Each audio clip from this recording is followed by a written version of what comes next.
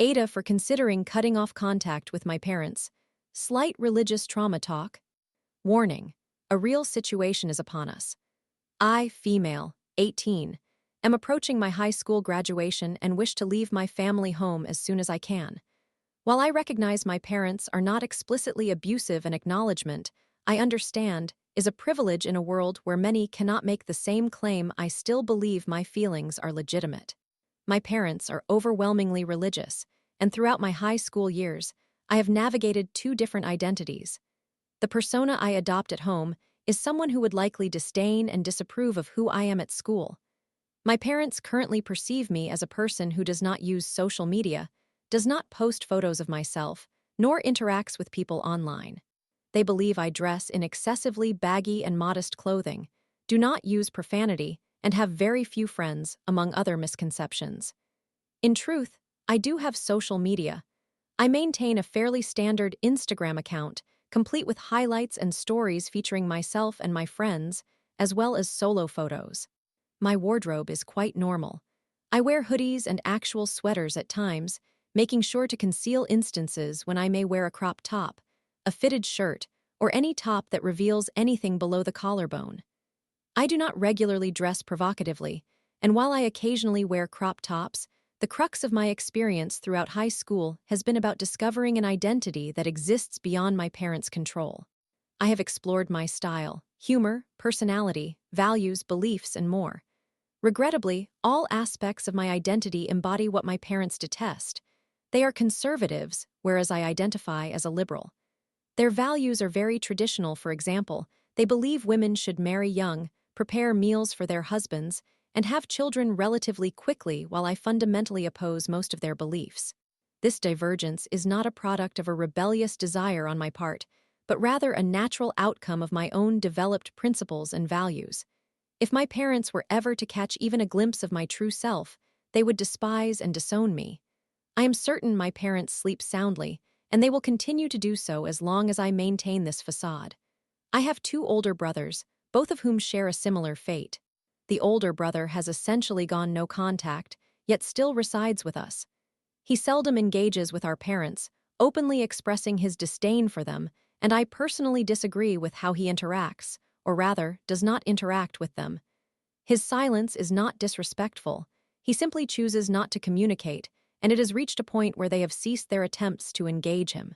In contrast, he speaks regularly to me and my other brother, and I view him as a role model. He has provided me with crucial advice at various points in my life, and has revealed the dysfunction within our family that my parents choose to ignore blissfully. I am who I am today largely because of him, and I naturally consider his treatment of our parents valid and something to reflect upon for myself. The primary issue is that my siblings and I are all affected by religious trauma stemming from our upbringing. My personal experience traces back to when I was very young, around 8 or 9 years old, and traveled to Africa with my mother, where her side of the family lives. This trip was intended to be innocent, with an additional religious purpose. Our family's religion is an isolated sect of a well-known faith, and we have what could be described as our version of a pope, a person who is considered closest to God, sharing wisdom, outlining rules, and educating us on how to attain heaven, among other responsibilities. Our religion actually boasts millions of adherents. Thus, when this pope visited Africa, where my mother's family resides, it was only natural for her to wish to see him and our relatives. To condense the story, we had the opportunity to visit the pope's wife several times because they aimed to give everyone a chance to meet both her and the pope, receiving blessings in the process. The encounters with the pope's wife were rushed, accompanied by long lines of individuals merely seeking to kiss her hand. Given that there is only one pope and one pope's wife amidst millions of devoted followers, the interactions were brief. However, during my turn, she paused and urged me to remain in Africa and pursue religion there. Each time I visited her during that trip, she recognized me and reiterated that I should stay and deepen my religious commitment.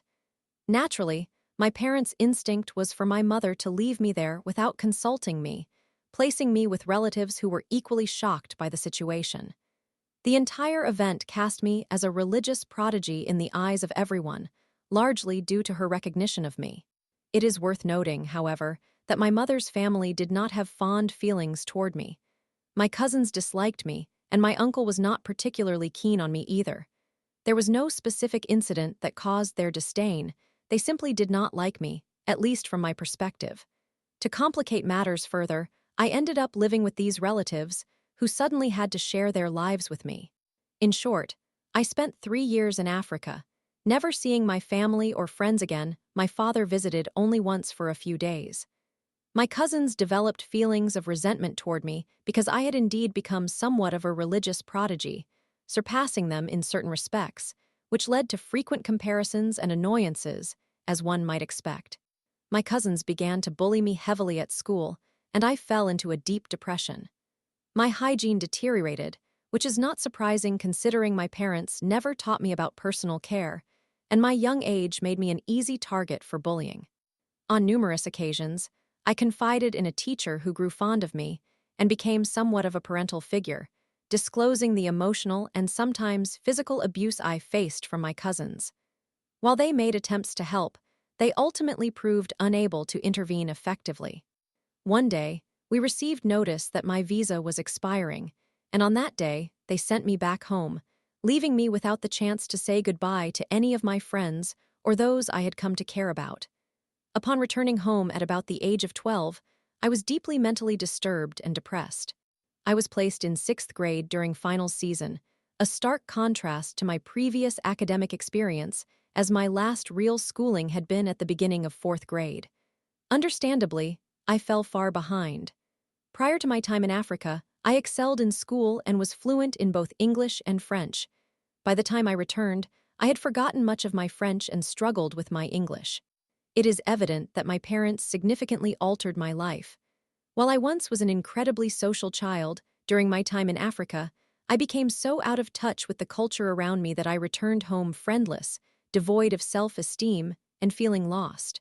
Fast forward to the present, I apologize for the lengthy monologue. I am doing okay.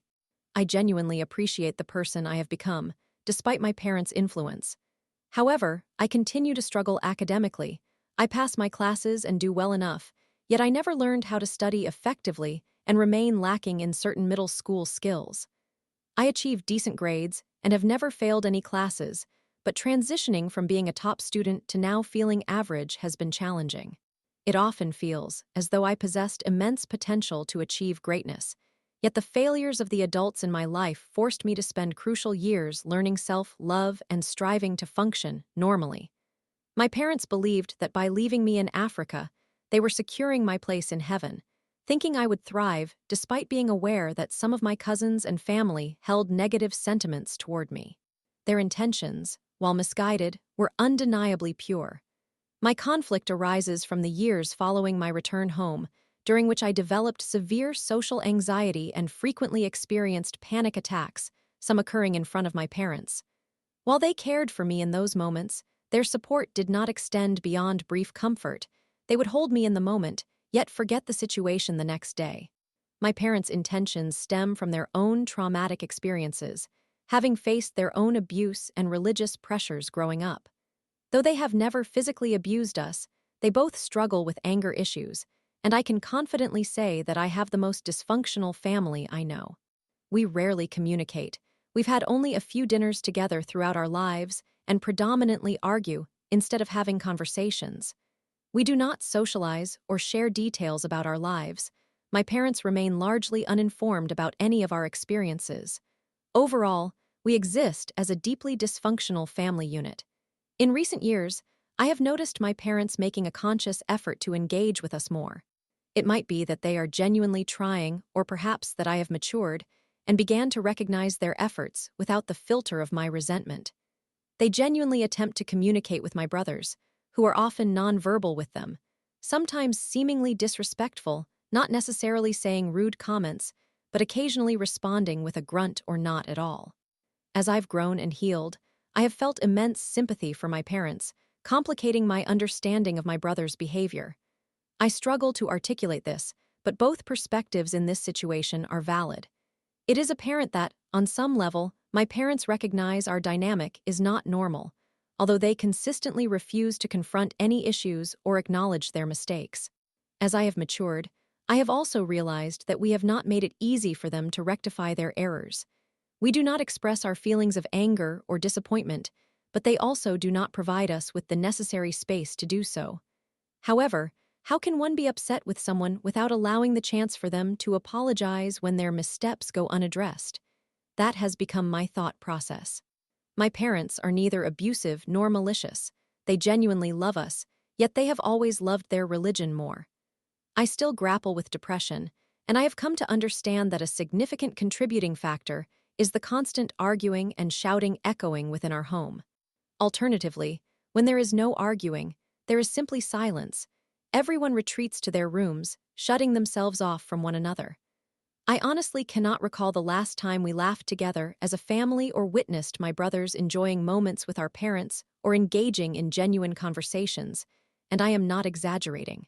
I plan to move out as soon as I can, as I know I cannot fully heal while continually concealing my true identity in a place that has caused me pain.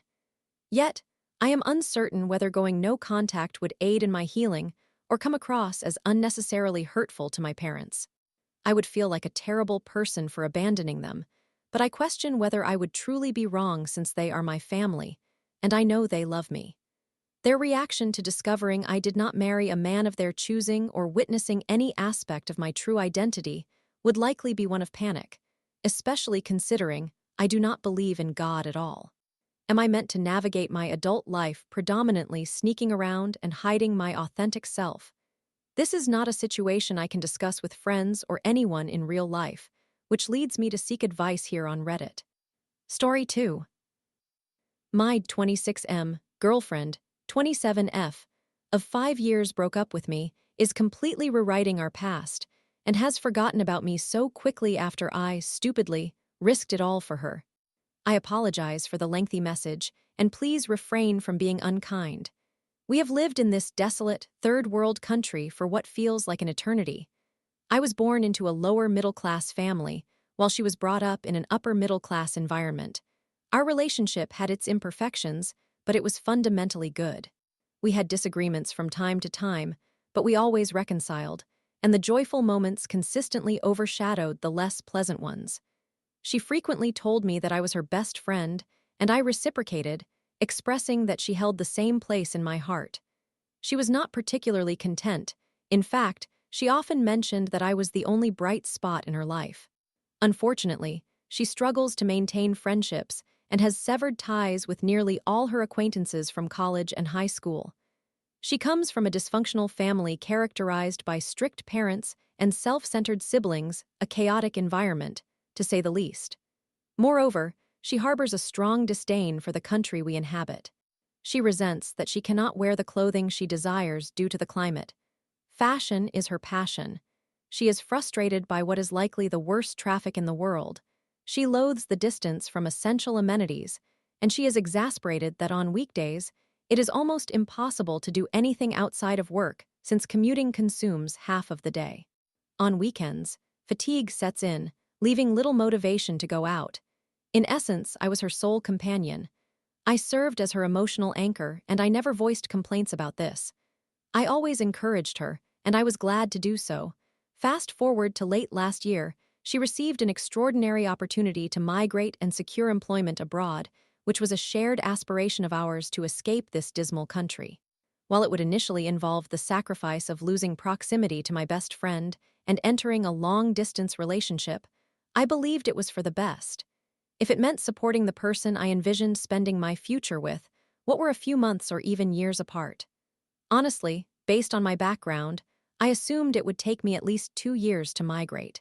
However, the fortunate development was that her new company graciously provided legal assistance for my relocation, and the process would only take us approximately 7 months. Herein lies the issue.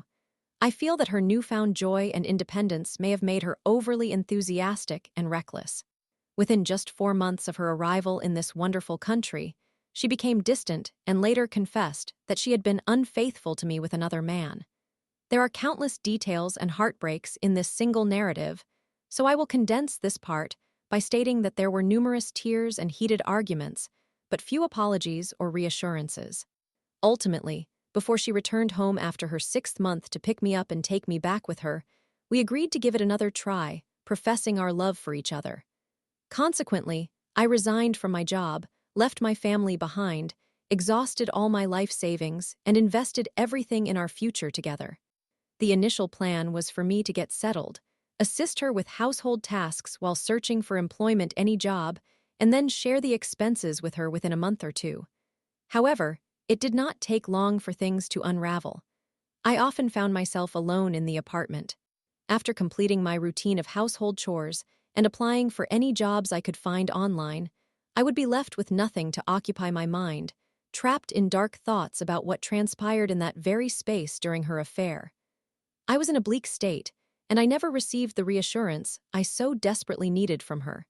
Eventually, I, misguidedly but intentionally, began to snoop around, hoping to uncover something incriminating. I am unsure why I did this. I knew it would bring me pain, but I couldn't resist. I discovered her hard drives filled with images of her and her affair partner.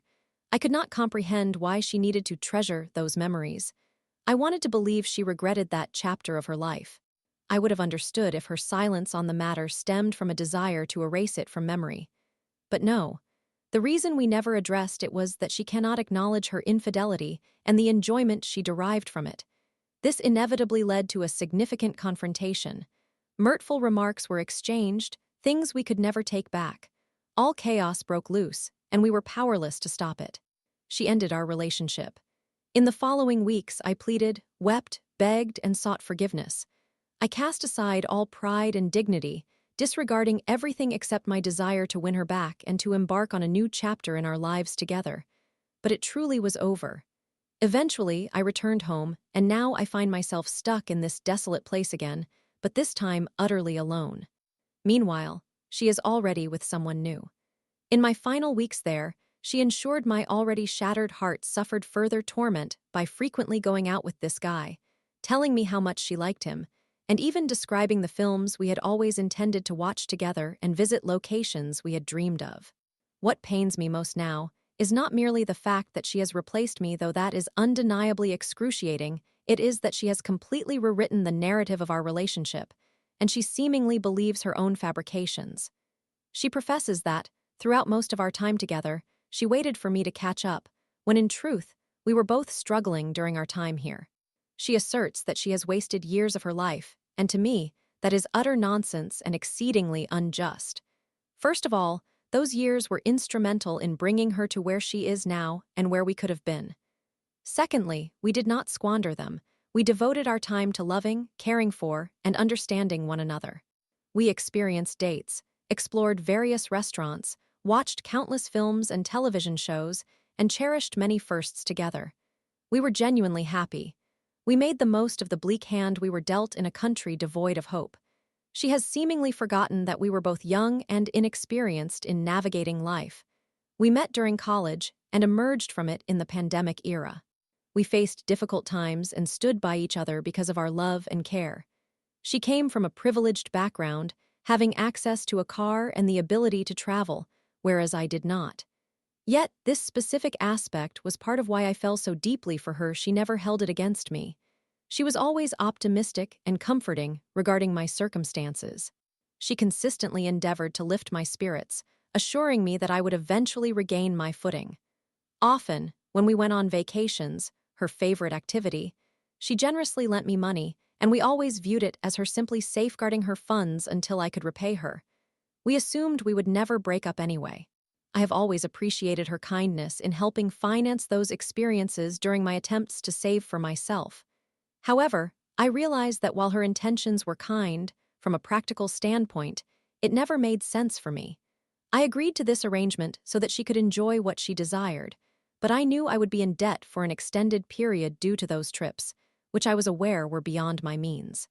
I had communicated this to her previously, yet she always indicated not to worry, assuring me that she wouldn't rush me to repay. To her credit, she never did. However, now that she has moved on, it feels unjust for her to bring this up and use it against me. I understand that after 5 years, it can be challenging to comprehend why I haven't saved much. However, it is essential to recognize that it often felt impossible, as I assist my family as much as possible, something she did not have to do. I contribute to the bills, pay for my own food, which I require due to my fitness regime, and cover all expenses for our family dog. It is not typical in this country to make a living wage.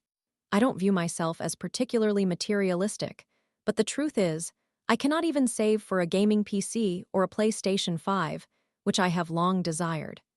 I might have succeeded in saving, but I chose to allocate funds for shared experiences instead. For someone like me, who comes from a low-income family, whose mother's financial resources are consumed by my father's medical costs each month, and whose sister covers most household bills while managing her own life, saving in this economy has always seemed unachievable.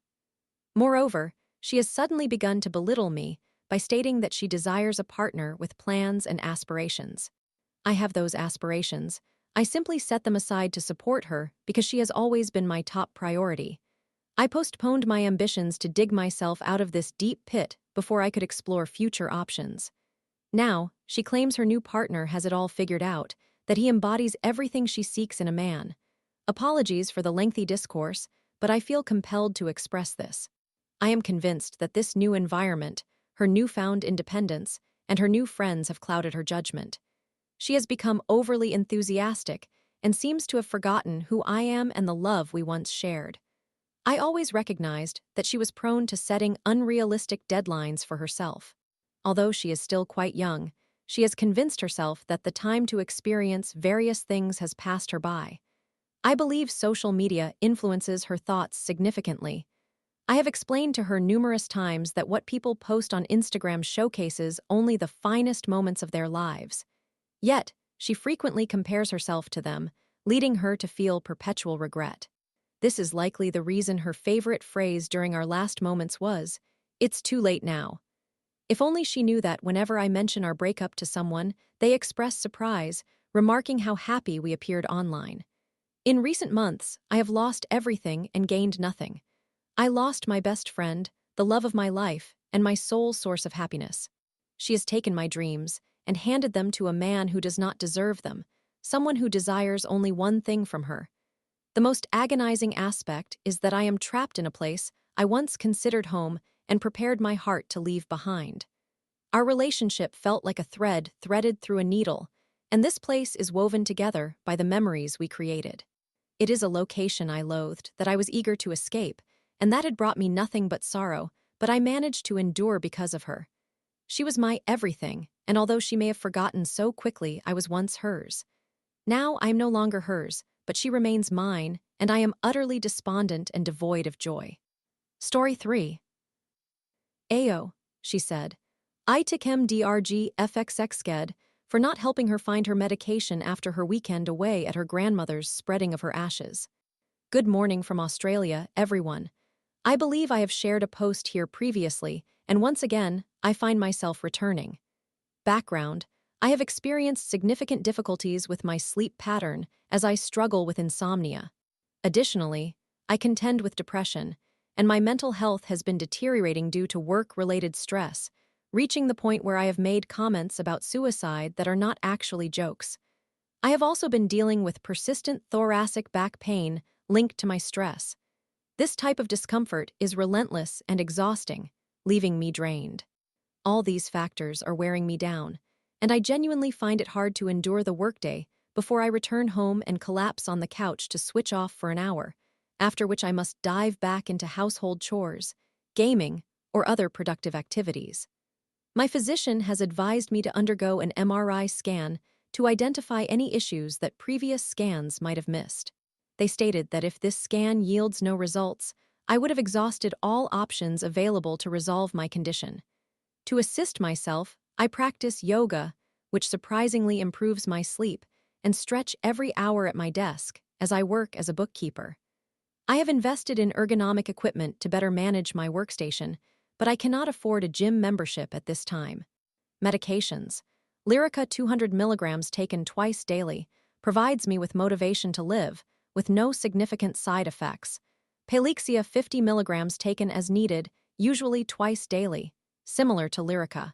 Catapray 200 micrograms taken at night to assist with sleep and alleviate ADHD symptoms. Panadeine Forte 500 mg 30 mg taken as needed if pain increases. Oxycodone 5 milligrams reserved for situations of extreme discomfort. Please do not interpret this as medical guidance. Consult a licensed medical professional before starting or combining any medication. An intriguing interaction occurs with Lyrica and Catapray. They induce sleepiness and help maintain restful slumber. I have adjusted the dosage to find the optimal amount, discovering that 100 micrograms is the ideal balance for falling asleep while awakening refreshed. I have not exceeded this dosage, as it can lower blood pressure, and when I have taken less, it has shown minimal effect. If I do not take these medications together, I struggle to feel tired and often do not fall asleep until 4 a.m. My general practitioner approves of my concurrent use of these medications and has advised me to consult him if I notice any changes due to the amplified risks of taking them together. Please do not take this as medical advice. Instead, consult a licensed medical professional regarding any medication. Circumstances. My partner spent the weekend away with her family to scatter her grandmother's ashes at noon on Saturday. She passed away nearly a year ago, and her family has been in conflict regarding the timing since her death. She is understandably saddened by the event, but also relieved that her grandmother is free from pain. In the years leading up to her grandmother's passing, she had expressed her eagerness to depart this world, which distressed both herself and her immediate family. Fortunately, she had family nearby who visited her daily to ensure she had what she needed for her happiness. Prior to the family dispute, she mentioned that everyone felt grateful her grandmother was no longer suffering, and how she would have enjoyed seeing the family together remembering the spirited grandmother who maintained her lush lawn, vibrant flowers, and well-fed cat. Woe be to anyone who visited her during her favorite television show, as this woman would unleash a torrent of horror upon that visitor. Having survived 2 wars and a severe depression, she was 100 when she died. Her behavior was rooted in self-preservation instincts. Upon her return Sunday evening, everything seemed typical. We discussed the weekend's events, and she told me she felt okay about it all. She was confused about the number of relatives she had never met but pleased to see her family come together, notwithstanding the somber occasion. Event. On Sunday night, as we settled in to relax, we opted to watch Twin Peaks, since we were growing weary of the now uninteresting X-Files. Anyone who has seen it knows what I mean. After taking my night medication, we began the first episode at 8:30 and finished it without interruption. By the time we watched the second episode, I began to feel drowsy and physically drained. I attempted to resist sleep as best as I could, but there were moments when my eyelids became heavy and my body felt like it was sinking. I would slump, close my eyes, and hit that familiar state of, yes, I am going to sleep. I managed to push through and completed the second episode before we both headed to bed. As I crawled into bed and rested my head on the pillow, my body started the process of shutting down for sleep. My partner was searching for her medication and turned on the main light in our room. I asked her to turn it off, but she said she had no idea where it was and continued searching. I informed her that it was likely not in the room since she had taken it with her, and I requested that she turn off the light when leaving. However, she left the room without switching off the light, prompting me to exclaim, "For goodness sake!" She eventually found her medication and was annoyed about it. She claimed that I should have assisted her, but since I was feeling so drugged, I was apparently of no help whatsoever. Do you know that surge of "did you just say that?" That hits you. It shattered my drowsiness, and I immediately arose to confront her. I inquired if she had just referred to me as drugged, but received no response. I repeated the question twice, and still, there was silence. I told her to leave my room and sleep in hers. She sent an apology at midday on Monday, stating her comments were unacceptable and out of line.